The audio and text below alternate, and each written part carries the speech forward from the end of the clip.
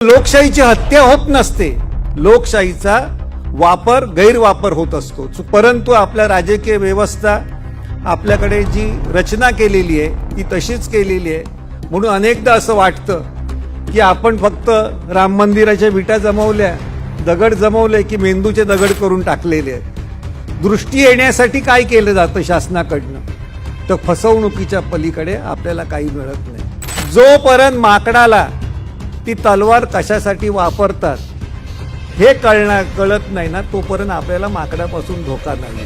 या राजकारण्यांना पण तीच परिस्थिती आहे। जोपर्यंत तुम्ही मत कशासाठी वापरतात हे जोपर्यंत आपल्याला कळत नाही, तोपर्यंत आपली अवस्था ते माकडासारखीच करणार आणि हे मदाऱ्याच्या भूमिकेत राहणार। नाहीतर संविधान आपल्या जागी आहे आणि दुसऱ्या बाजूला मोड तोड करत आश्वासनांची खैरात करत आपले आंदोलनं होतात आणि ती मोडीस काढलेली जातात। मुळात आम्हाला चिंता लागलेली आहे की हे चिंतन कसं करतात, त्याचं हे चिंतन आहे।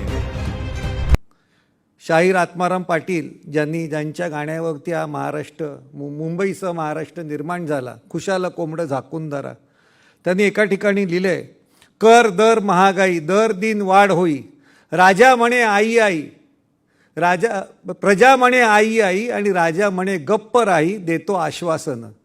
फक्त आश्वासनाच्या पलीकडे आपल्याला काही मिळत नाही। आज जे मेट्रो झालं, वेगवेगळे ह्या गोष्टी होतात, पूल होतात, रस्ते होतात, सगळ्या गोष्टी होतात, पण ते सगळं कॉस्मेटिक आहे। आतली माणसं तीच आहेत। कपडे बदललेले आहेत, आपला चष्मा वेगळा आला, अगदी 35,000 40,000चा रेब्यांचा गॉगल घेतला म्हणून तुम्हाला दृष्टी येईल का? दृष्टी येण्यासाठी काय केलं जातं शासनाकडनं, तर फसवणुकीच्या पलीकडे आपल्याला काही मिळत नाही। आणि हे पिढ्याने पिढ्या चालू आहे, नवीन असं नाही आहे। म्हणून आपण लोकशाही आणली।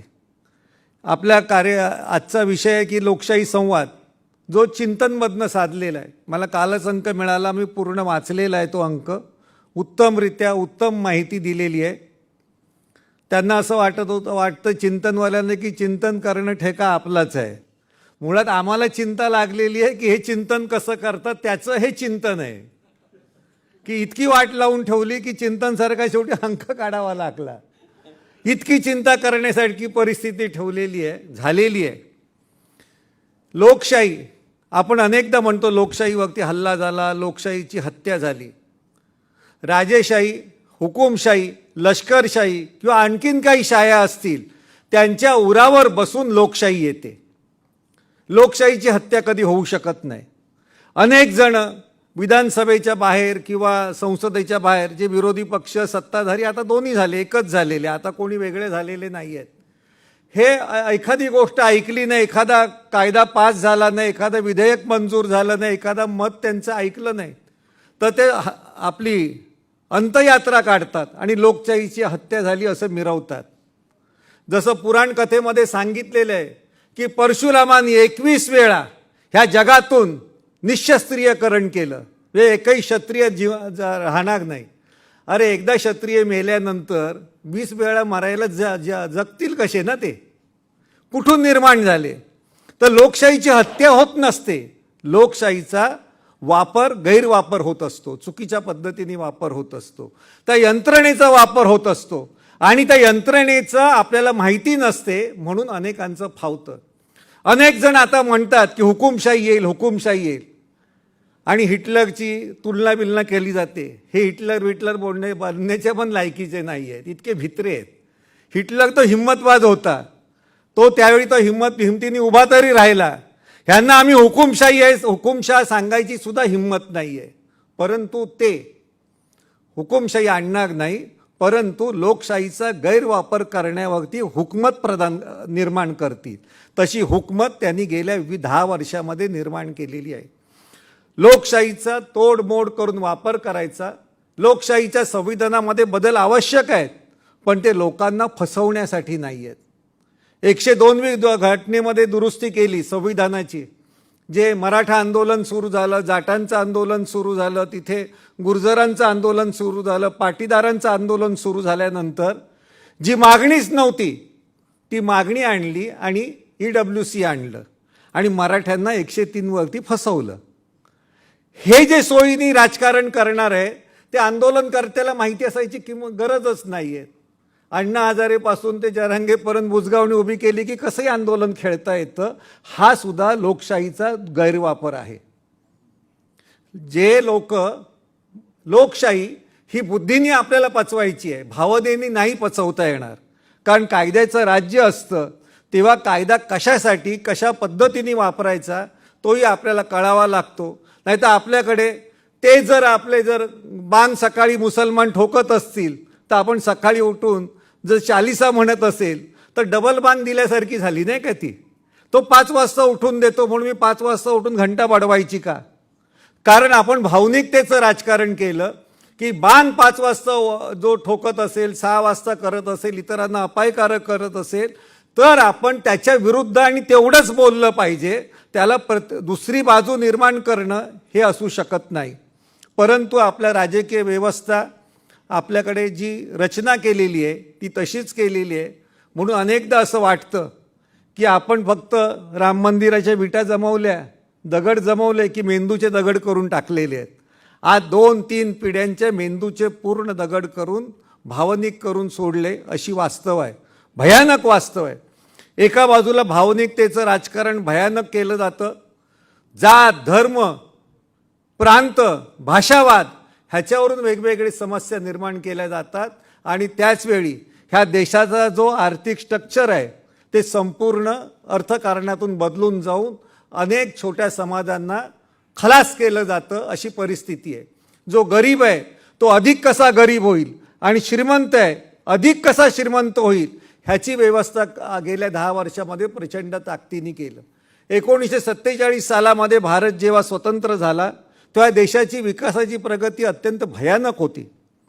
परंतु त्यावेळी जे आपण आर्थिक धोरण जे स्वीकारलं त्यानुसार पहिलं जर स्वीकारलं असेल तर ह्या देशामध्ये विकास व्हावा म्हणून पंडित नेहरू असतील किंवा अजून त्यावेळीचे राज्यकर्ते असतील त्यांनी विकासाचं धोरण ठेवलं आणि सेवा, व्यापार, उद्यम ह्याच्यामध्ये आपल्या सरकारी कंपन्या याव्यात म्हणून त्यांनी प्रयत्न केला आणि त्याच्यातून मोठमोठ्या कंपन्या उभ्या राहिल्या. मग भारत पेट्रोलियम असेल ते ONGC पर्यंत ह्या उभ्या राहिल्या. खुले आर्थिक धोरण जेव्हा आपण 91ला घेतलं, जेव्हा झाल्यानंतर मनमोहन सिंग ते अर्थमंत्री होते त्याच्यामध्ये त्यांनी जुनं आणि नवीन ह्याचं बॅलन्स करून एक चांगलं स्ट्रक्चर केलं. ते स्ट्रक्चर केलं ते अत्यंत ठीकपणे चाललं होतं. आता यांनी जसं सांगितलं वाढवणच्या प्रकल्पाला विरोध करू नका. मग एनरॉनच्या प्रकल्पाला विरोध करणारे तुम्हीच पहिले होते ना. त्यांनी एनरॉनच्या प्रकल्पाला विरोध करताना हेच होते सगळे स्वदेशी जागरणच्या नावाने करणारे. मग ते कुठे गेले 30 वर्षामध्ये? तेव्हा ते एनरॉन नीट चालवावं म्हणून भजनी मंडळाला पण लाखो रुपये दिलेले आहेत. परंतु त्यावेळी एनरॉन फेकून दिलं. आज कोकणाचा विकास जो दिसला आज पाहिजे होता तिथपर्यंत गेला नाही. म्हणजे सत्तेवरती आल्यानंतर भाषा बदलली जाते आणि सत्ता असताना वेगळी होते. ज्या लोकांनी खुल्या आर्थिक धोरणाला विरोध केला त्याच लोकांनी 99 सालात सत्ता आल्यानंतर ते खुले आर्थिक धोरण जे आपल्या पद्धतीने वापरायला सुरुवात केली आणि खाजगीकरणाच्या दिशेने नेलं. वाजपेयी सरकार असताना म्हणजे त्यांच्या आघाडीचं सरकार असताना 99 ते 2004 मध्ये एक गोष्ट अशी मजेशीर झाली, भयानक कशी म्हणायची, मजेशीर झाली. त्याच्यामध्ये अरुण शौरी जे होते ते निर्गुंतवणूक खात्याचे ते मंत्री होते. त्या माणसांनी काय केलं असेल, मध्य प्रदेशातली शिवनदी नावाची नदीच विकून टाकली होती त्याच्यामध्ये. आणि जेव्हा बोंब झाली तेव्हा मग ती नदी भाडेपट्टीवरती दुसऱ्याला त्या कंपनीला देण्यात आली. ह्या आर्थिक धोरणाचा अशा फज्जा उडवला. आणि त्याच्यानंतर 2004 मध्ये मनमोहन सिंग आल्यानंतर आणि विशेषतः त्याच्यामध्ये कम्युनिस्टांचा सहभाग असल्यामुळे त्यांनी अत्यंत चांगल्या पद्धतीने जे चुकलेलं धोरण ते मार्गावरती आणलं. परंतु एखादा सूड उगवतात त्या पद्धतीने 2014 नंतर परत ज्या पद्धतीने काम करायला सुरुवात केली, खाजगीकरण करण्याचा जो सपाटा लावला त्याच्यामध्ये ज्या करोडो रुपयाचा नफा देत होते ज्या कंपन्या त्यांना नेस्तनाबूत करण्यासाठी त्याचे शेअर्स विकायचं काम सुरू केलं. आणि त्याच्यातल्या 48 पैकी 28 कंपन्या त्याचे शेअर्स विकलेले आहेत किंवा त्याचे भागभांडवल विकलेले आहेत. आणि आज तर त्यांचं LIC वरती डोळा आहे LICचं किती ताकदीने काम करते, जी LIC 3,000 कोटीचा लाभांश सरकारला देते, इतकी ताकद त्या कंपनीची आहे. पण ती कंपनी सुद्धा त्याची कशी वाट लावता येईल त्याचं काम सुरू आहे. आज आपलं त्याच्याकडे लक्ष नाही आहे. आज आपल्याला जर काही करायचं असेल, 47 सालातला जर आपल्याला जर भारत 2047 मधला करायचं असेल, त्यांनी मागाशी सांगितलं आव्हान आहे आपल्यासमोर. आम्हाला तो बघायचाच होता भारत. 1947 सालापासून 2047 सालापर्यंतचा भारत कसा असावा, त्याच्यापेक्षा आपण कसा नसावा ह्याच्यावरती जास्त चांगलं बोलू शकतो. किमान आपल्या डोक्याने चाललेला ह्या देशातला माणूस असावा. तो दगडापुढे माथे ठोकणारा माणूस नसावा, धर्माच्या नावाने आरोळ्या ठोकणारा माणूस नसावा, तर नीतीने आणखीन कायद्याने असणारा माणूस असावा. इतकं तरी आपण अपेक्षा करू शकतो, तर आपलं संविधान शाबूत राहील. नाहीतर संविधान आपल्या जागी आहे आणि दुसऱ्या बाजूला मोड तोड करत, आश्वासनांची खैरात करत आपले आंदोलनं होतात आणि ती मोडीस काढलेली जातात. लोकांना जितकं नेस्तनाबूत करता येईल तितकं नेस्तनाबूत केलं जातं. आज आपण कुठे आहोत? आर्थिकदृष्ट्या संपन्न असू आपण IT आहोत, आपण अजून वेगवेगळ्या क्षेत्रामध्ये काम केलेलं आहे, वेगवेगळ्या क्षेत्रामध्ये माणसं आपण काम करतात. पण शिक्षणातनं जर तो संस्कार जर दिला जात नसेल तर आपण तिथपर्यंत जाऊ शकतो का? आपल्याला 10वीमध्ये शिकवलेलं आहे की क्रोमोझोम म्हणजे जीवसूत्रे आहेत, गुणसूत्रे आहेत. ते बापामध्ये XY असतात आणि बायकोकडे YY असतात. आणि XY ज्या जो आपलं X आणखीन Y, बापाकडनं Y गेला की मुलगा होतो. त्यामुळे मुलगी होणं हे बाईचा दोष नाही आहे, हे पण आपण अजून सांगू शकलो नाही. आजही नकोशा मुली होतात, मुली नकोशा वाटतात, हेही आपल्याला विज्ञानाने सांगितलेलं नाही. आपल्याला इकडचं अध्यात्म शिकवतं की त्या वरच्याची देण आहे. अरे वरती सावंत राहतात, ते मला कशी पोरं काढणार? माझं पोरगा ते कसं जन्माला घालणार? वरच्याकडे आपण हात किती दाखवायचा? पण आज लोकांना त्या पद्धतीने फसवलं जातं आणि सगळ्या सुशिक्षित माणसं फसतात.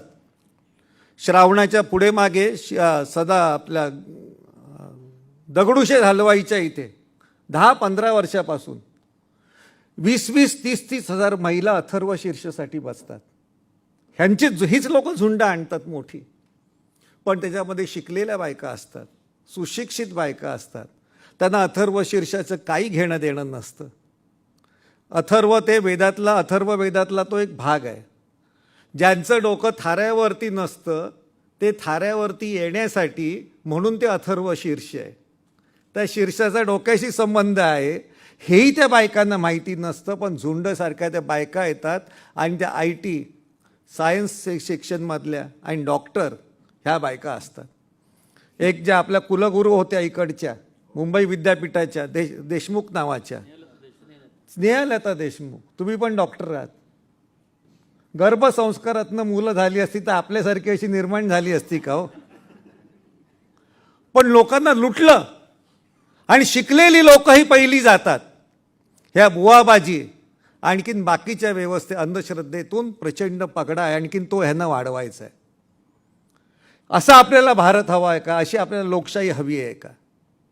मग का नाही लोकशाहीच्या वरती मुसलमानांचा मोर्चा, आपल्या संसदेवरती मुसलमानांचा जाणार, साधूंचा जाणार मोर्चा, गरीब कष्टकऱ्यांचा जाईल कसा मोर्चा? आज आपण नोकऱ्या त्यांच्या घालवून टाकल्या. आज आपण कौतुकाने सांगतो तो इंजिनियर आहे, पण लॉकडाऊन नंतर त्याला वेगळा धंदा मिळाला, आणखीन वडापावचा धंदा काय जोरात चालतो. आज नोकऱ्या गेल्या तरी त्याच्यासाठी आपण संघटित होऊ शकत नाही, इतकी काटछाट आपली झालेली आहे. लोकशाही अशी मरत नाही आहे. तुमचे हक्क जेव्हा छिनवले जातात, कापले जातात, तोडले जातात, तेव्हा लोकशाही संपत असते. कारण तिथे लोकांचा विचार नसतो, काही माणसांचा विचार असतो. ह्या सरकारने 30,000 कोटी रुपये शेतकऱ्यांचा डबल प्रॉफिट करण्यासाठी करणार हे म्हटल्यानंतर 22 कॉर्पोरेट कंपन्या, अदानी अंबानी सकट 22 कॉर्पोरेट कंपन्या शेतकी क्षेत्रामध्ये उतरल्या. त्यासाठी कायदे केले. म्हणजे कॉर्पोरेट शेतकऱ्यांच्या विरोधात हे मोर्चे आणखीन पंजाब आणखीन हरियाणात मोर्चे निघाले. आतापर्यंत 750 लोक मेली. आपण किती गमावलं? म्हणजे कोणासाठी आहे? त्यांनी सांगितलं डबल इंजिन सरकार जोरात चालतं, उत्तर प्रदेशचं जोरात चालतं, पण तिथे बेरोजगारीची समस्या बघा किती भयानक आहे. गेल्या महिन्यामध्ये 4,244 नोकऱ्या पोलीस भरतीच्या होत्या आणि त्याला भरतीसाठी जे अर्ज आले होते त्यांची संख्या 48 लाख होती. 6,000 नोकऱ्यांसाठी 48,000 अर्ज आणि तिथे तरुणांची संख्या 6,40,00,000 आहे. 6 कोटी लोक तरुण आहेत. त्यांनी ह्यांना का द्यायचं? आज गब्बर कोण होत आहेत? तर शेतकरी उद्ध्वस्त झालेला आहे, बेरोजगार नोकऱ्यांसाठी त्रस्त आहे, परंतु सरकारचे मित्र मस्त आहेत, ते मौज मजा करत आहेत. त्यांच्या पोटामध्ये सगळं जातं, आणखीन सब कॉन्ट्रॅक्ट घेण्याच्या पलीकडे आपल्याकडे काय राहत नाही. ही भयानक वाईट परिस्थिती आहे आणि प्रचंड पद्धतीने काम त्यांचं चालू आहे. आपलं तिथे लक्ष CRS फंडाबद्दल आहे. सगळा CRS फंड जो ह्यांना शरण जाईल त्यांनाच त्यांच्यापर्यंत पोहोचतो. अशा वेळी राजकारणी आपल्या चुकीच्या पद्धतीने वागतायत. मी पत्रकारिता केली, मला कधीच अडचण नाही आली पत्रकारिता करताना, की आमचं चित्रलेखा होतं ते गुजराती वेगळ्या विचाराचं होतं. मी मराठी चालवायचो, मला कोणी नाही सांगितलं की तू असं लिहू नको किंवा असं लिहा, हे पण नाही कोणी सांगितलं. आपल्या बुद्धीला पटेल तसं वागता येतं. मुळात तुम्ही दुबळे असाल तर तुम्हाला कोणी ठोकून काढतील आणि तुम्हाला मार्गदर्शन करतील किंवा सांगतील. पण जर तुम्ही मुळातच जर सक्षम असाल, तुम्ही बुद्धिवादी असाल, बुद्धिजीवी असाल, म्हणजे डोकं चालवत असाल, त्यासाठी काय फार मोठी अक्कल लागत नाही.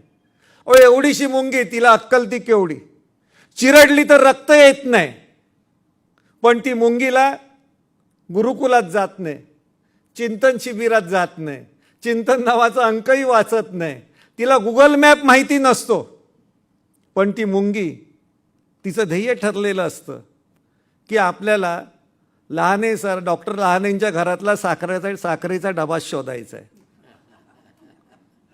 लहानेंना आपलं डॉक्टरांना विचारलं साखरेचा डबा कुठे माहिती नाही, बायकोला विचारा असं सांगतील. पण ती मुंगी ती साखरेचा लहानेंचं घर शोधते, घरातलं किचन शोधते, किचनमधलं आपलं डबा साखरेचा शोधते, डब्यात शिरण्याचा मार्ग शोधते. ती साखर खात नाही तर ती साखर लुटून नेण्यासाठी लाखो मुंग्यांना घेऊन येते आणि एका रात्रीत साखर ती फस्त करते. आपल्याला असं करता येऊ शकतं का? आपलं ध्येय ठरलं आहे का? प्रत्येक माणसाला आपण विचारलं पाहिजे, तुझं ध्येय आहे का? तुला लोकशाहीचा तू इतका लाभ घेतलेला आहे, तर लोकशाहीवरती जर हल्ले होत असेल, लोकशाहीला बिघडवण्याचा प्रयत्न करत असेल, लोकशाहीच्या माध्यमातून कोणी स्वार्थ साधत असेल, तर तू उभा राहणार आहेस की नाही? ते टिकवण्याचं, लोकशाहीचं पावित्र्य टिकवण्याचं व्रत तू घेणार आहेस की नाही? ते ध्येय तू मानणार आहेस की नाही? जे पायानी चालतात ते अंतर कापतात, जे डोक्यानी चालतात ते ध्येय गाठतात. आपल्याला मुळात समाजाला बुद्धिजीवी माणूस बनवायचा की नाही, ते माध्यमाचं काम आहे. म्हणून माध्यमामध्ये तशीच माणसं असली पाहिजे. कुत्रा माणसाला चावला तर ती बातमी होत नाही, माणूस कुत्र्याला चावला तर ती बातमी होते, असं आम्हाला शिकवलेलं आहे.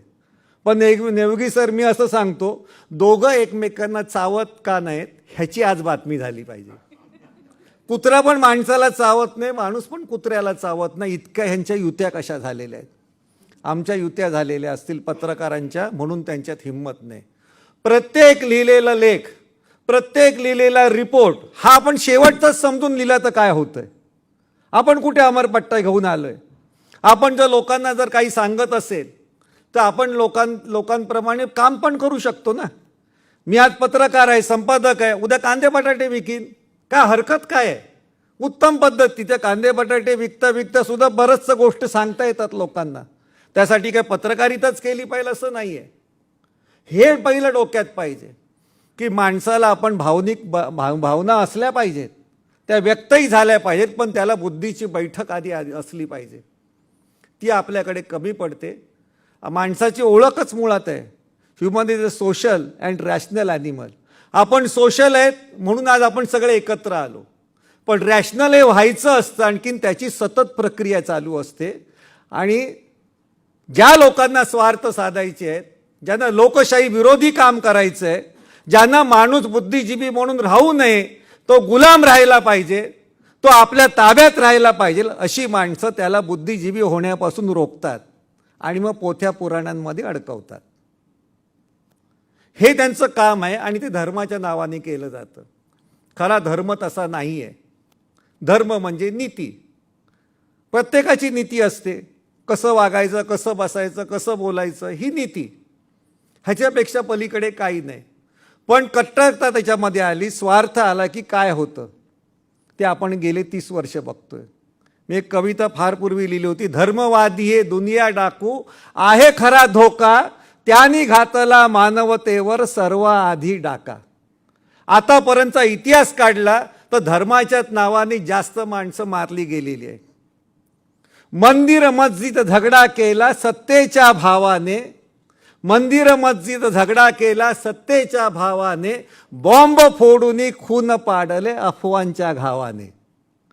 आठवा आठवा पुन्हा सांगे तुकयाची गाथा, सत्य सांगुनी नाठाळांच्या काठी हाणा माथा, लोक हो सावध व्हा. ही सावध व्हायची वेळ आज आपल्यावरती आलेली आहे. आज ही लढाई, आज जी लोकसभेची निवडणूक असणार, राजकीय होईल, होऊन दे. राजकारण तर आपल्याला काही मत द्यायचं म्हणजे राजकीय मत आपलं असलंच पाहिजे ना. तर आता ही नेत्यांमध्ये आणि पक्षामध्ये नाही आहे. आता एका बाजूला सगळे वॉशिंग बिशिंग झालेले राजकारणी एका बाजूला, आणि बाकीचे होणारे एका बाजूला, आणि एका बाजूला आपण आहोत. ही जनता आहे.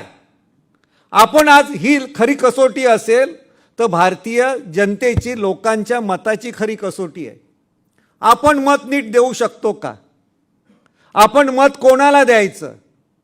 आपण मत लोकशाही वाचवणाऱ्याला, लोकशाही वापरणाऱ्याला, लोकशाही शेवटपर्यंत पोचवणाऱ्याला द्यायचं, की स्वार्थासाठी पाहिजे तसं करिअर म्हणून जे लोकशाही आज वापरतात त्यांना द्यायचं? ह्याच्यामध्येच आजचा झगडा आहे. आणि तो झगडा होण्याचा, तो नीट व्हावा, त्याच्यामध्ये आपल्याला चांगले सोल्युशन व्हावे, पर्याय व्हावे, असाच ह्या चिंतनमध्ये सगळ्या गोष्टी आहेत. पण आपल्यावरच्या ज्या जबाबदाऱ्या आहेत ह्या प्रचंड आहेत, आणि त्या आपण अधिक चांगल्या पद्धतीने जर आपण करू शकलो, समजून घेऊ शकलो. कारण मला असं अजून वाटतं की भारतीय जनता एक गुरुकुल होतं, आणि गुरुकुलामध्ये शिक्षक जे होते, जे गुरुजी होते, ते बसले होते. दुपारची वेळ होती, मधली सुट्टी झाली होती, मुलांनी जेवण झालं केलेलं होतं, आणि मुलं खेळायला गेली. गुरुजी डबा खायला त्यांचा लागले. तेवढ्या 10 मिनिटांनी मुलं धावत धावत धावत आली, आणि त्यांनी सांगितलं गुरुजींना, ओ गुरुजी गुरुजी, ते तिकडे एक माकड आहे झाडावरती नदीच्या जवळ, आणि त्याच्या हातात तलवार आहे. तर म्हणे मी काय करू? नाही, ते माकड कसंही वागेल.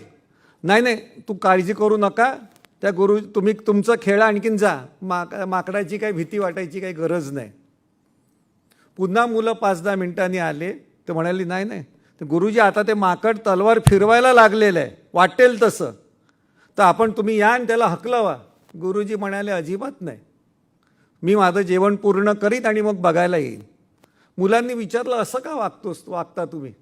त्या गुरुजींनी असं सांगितलं, जोपर्यंत माकडाला ती तलवार कशासाठी वापरतात हे कळत नाही ना, तोपर्यंत आपल्याला माकडापासून धोका नाही आहे.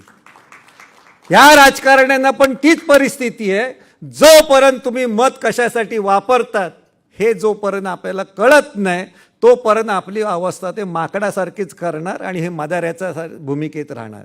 आज देशातले सर्व पक्षाचे सर्व राजकारणी हे मदाराच्या भूमिकेमध्ये आहेत, आणि आपल्याला त्यांनी माकड करून ठेवलेले आहे. ही जर वस्तुस्थिती आहे. कारण आपल्याला मताची किंमतच नाही. मत कशासाठी वापरायचं? मत देणं आणि टाकायचं. दिलं, आपण काय मत म्हणतो की मी दिलं, पण कशासाठी तुम्ही वापरलं? इकडची लोकशाही टिकवण्यासाठी वापरलं का? लोकांचे अधिकार टिकवण्यासाठी वापरलं का? त्याच्यासाठी वापरण्याची कधी नव्हती तेवढी आज नितांत गरज देशामध्ये आहे. आणि त्यावेळी आपण काय करणार? आपण 500 रुपये दिल्यानंतर मताला जाणार का? EVMच्या नावाने ठणाणा करणार का फक्त? आपण असं वातावरण केलं पाहिजे की EVMचं काय रिझल्ट जर आला तर तो खोटा ठरला पाहिजे इतकं वातावरण प्रत्यक्षात दिसलं पाहिजे. परंतु प्रत्यक्षात दिसू नये यासाठी माध्यम मीडिया अत्यंत ताकदीने दाखवलं जातं. मग कधीतरी तो स्वामी समर्थची मालिका चालू असते, बायकांचा लेडीज काय काय आपलं त्यांच्या सिरियल्स चालू असतात आणि लोकांचा IQ त्याच्यातून तपासला जातो. एक गंमत म्हणून सांगतो, मध्यंतरी स्वामी समर्थची ही चालू होती सिरियल, तो रोज तो लंगोटीवरती यायचा. म्हटलं बायका इतकं का बघतात, घरात तर कोण असं अंडरवेअरवरती फिरत नाहीत ना, मग तुमचे चॉईस काय, तुम्हाला चीड कशी येत नाही. आपल्याला इकडच्या स्त्रियांना इतर वेळी नवरा किंवा आपला मुलगा जरी उघडा नाकडा फिरला तरी तोंड वाकडं करून जातात, बरोबर आहेत ते. मग हे का बघतात, तुमचा IQ तपासण्यासाठी हे सगळे खेळ माध्यमातून वापरलेले आहेत आणि माध्यमं ते वापरतात, स्वतःला विकतात तसे. कारण मुळात विकत घेतलेले आहे, गेले जायची तयारीच ज्यांना आहे, सतीच जायचं ह्या सगळ्या नालायकपणाला, त्या लोकांना तुम्ही स्वाभिमानाच्या गोष्टी सांगून उपयोगच नाही आहेत ना, कर्तव्याच्या गोष्टी सांगून उपयोगच नाही आहे. आपल्याला जर ही परिस्थिती बदलायची असेल तर लोकांना आधी मत वापरण्याची, कशासाठी वापरतो ह्याचं आपल्याला शिकवण्याची तयारी आपली पाहिजे. तशी लोकांची तयारी असते, नाही असं नाही आहे. पण परिस्थिती आहे की वातावरण त्यांनी इतकं भयान करून ठेवलं देशातलं की लोकशाही आहे की अजून दुसरं काय आहे. लोकशाही दिसण्यापुरती आहे पण सगळी हुकमतशाही आहे. प्रत्येक ठिकाणी हुकमत दाखवली जाते. मला असं वाटतं की ते आपण बदललं पाहिजे. त्यासाठी चिंतन आहे, चिंतन करणं हे खूप जरुरीचं आहे. कारण आपल्या चुका कुठल्या आहेत आणि आपण कुठे गेलं पाहिजे. काही लोकांनी जात धर्म ह्याच्याबद्दल बोलतात, जातीयतेबद्दल बोलतात. जातीयता कोणी निर्माण केली त्याच्याबद्दल बोलत नाही. आजही जाती निर्मूलन प्रचंड ताकदीने काही वेळामध्ये होऊ शकतं. आजही या देशामध्ये 5 शंकराचार्य आहेत, त्यांनी ठरवलं वर्णव्यवस्था ही बाद झालेली आहे, तर जात व्यवस्था कुठे राहते. परंतु आम्ही त्यांना न पकडता आम्ही एकमेकांच्या जातीच्या पुढाऱ्यांच्या नावाने शिव्यागाळ देतो, शिव्याशाप देतो की हा मराठ्यांचा पुढारी, हा माळ्यांचा पुढारी, हा दलितांचा पुढारी, हा ब्राह्मणांचा पुढारी. परंतु आपण असं म्हणतो का हे सगळं निर्माण करणारं टिकवणारं 5 माणसं आहेत, त्याच्या विरोधात कधी आम्ही मोर्चा नेलाय का. आज हिंदू धर्माची जात व्यवस्था इतकी परपोलेट झालेली आहे की ज्या जातीमध्ये, ज्या धर्मामध्ये जाती नव्हत्या, मुसलमान धर्मामध्ये नव्हत्या, ख्रिस्ती धर्मामध्ये नव्हत्या, तिथपर्यंत त्या जाती गेलेल्या आहेत. तिथे OBC आहेत, इथे शिंप्यांना OBCचं मिळतं तसं तिथे दर्जींना मिळतं. अनेक जाती आहेत, अनेक पद्धतीने, प्रोटेस्टंट ख्रिश्चन, कॅथलिक ख्रिश्चन, मग त्याच्यामध्ये दलित ख्रिश्चन आहेत, माळी ख्रिश्चन आहेत, ब्राह्मण ख्रिश्चन आहेत.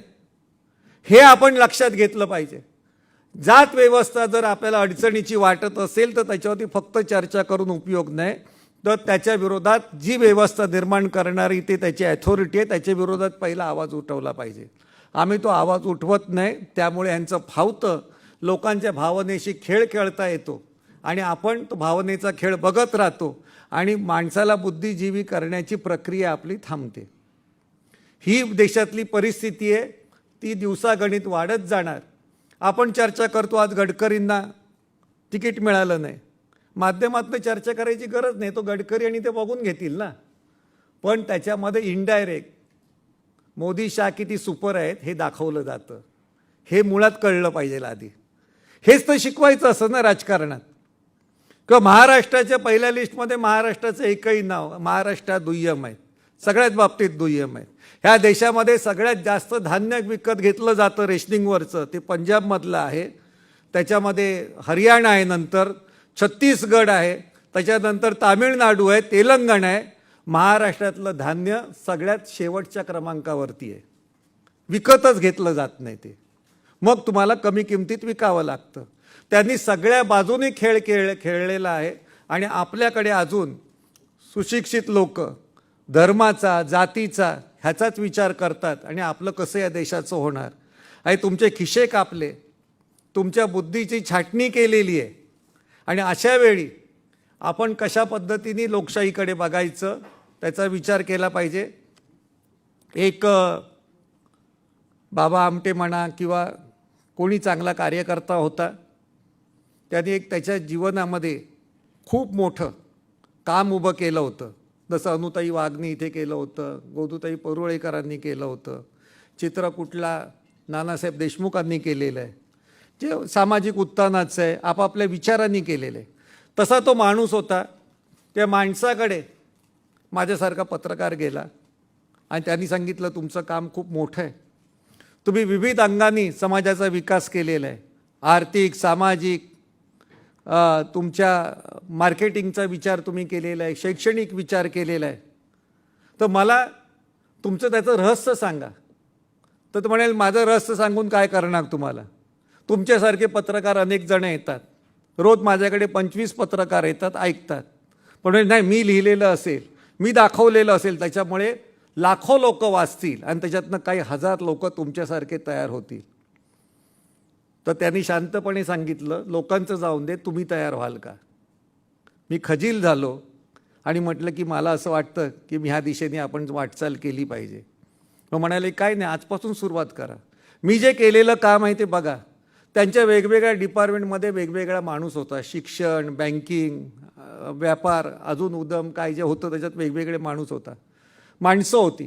प्रत्येकाला मी भेटलो आणि त्यांना सांगितलं की मला असंच काम उभं करायचं आहे. म्हणजे काळजी करू नका, आम्हाला उभं करायला 25 वर्ष लागली, तुम्हाला हे उभं करायला 25 महिनेच लागतील, कारण तुमच्याबरोबर आम्ही आहे. मग आम्ही सगळं बघितलं आणि संध्याकाळी ती जी व्यक्ती जी होती, जी मुख्य व्यक्ती, ते जिथे बसले होते तिथे मी आलो, आणखीन बसलो. ते जमिनीवरती बसले होते. आपल्या बैठकासुद्धा आता लोक ठरवतात. तुम्हाला खुर्ची दिली तर खुर्चीवर बसाल, सतरंजी दिली तर सतरंजीवरती बसाल, सोफा दिला तर सोफ्यावर बसाल, कारण आपण सौजन्य खूप पाळणारी लोक आहोत ना. पण ते झूट असतं.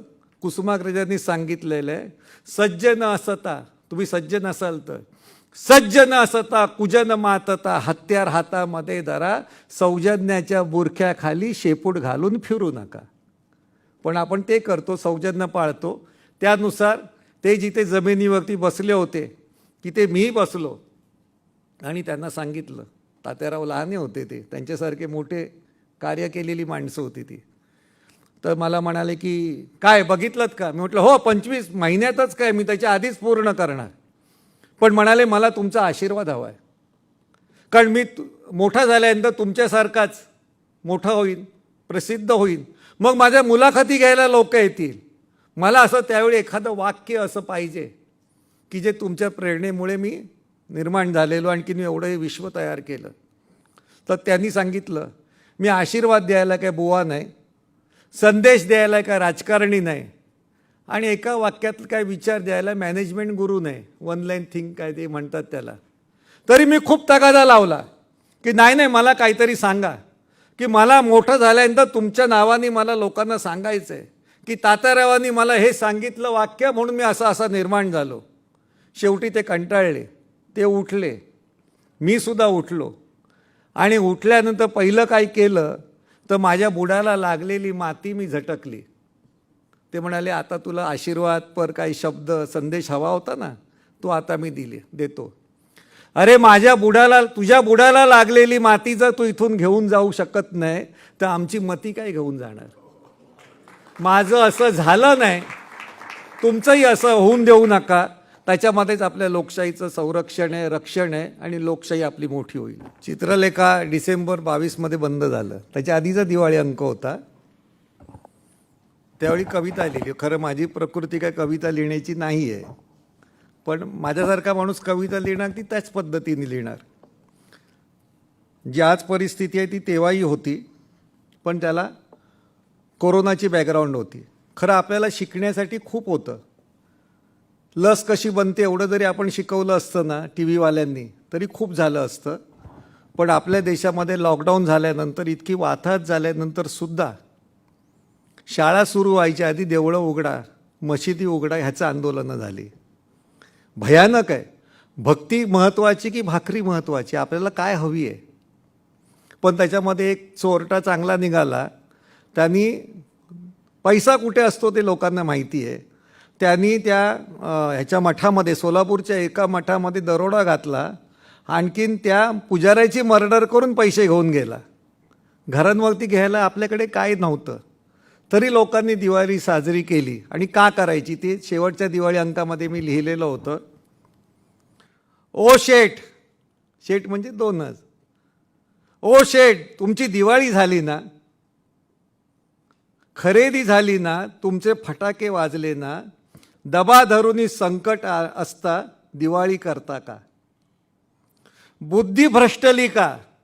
बुद्धी भ्रष्टली का? तुमचा विचार खचला का? गायीसारख्या नोकऱ्या चिरल्या तरी स्वस्त बसता का? धंदा बसला ना, तुमची देणी वाढली ना, कर्जाच्या भाराखाली ठार बुडालात ना.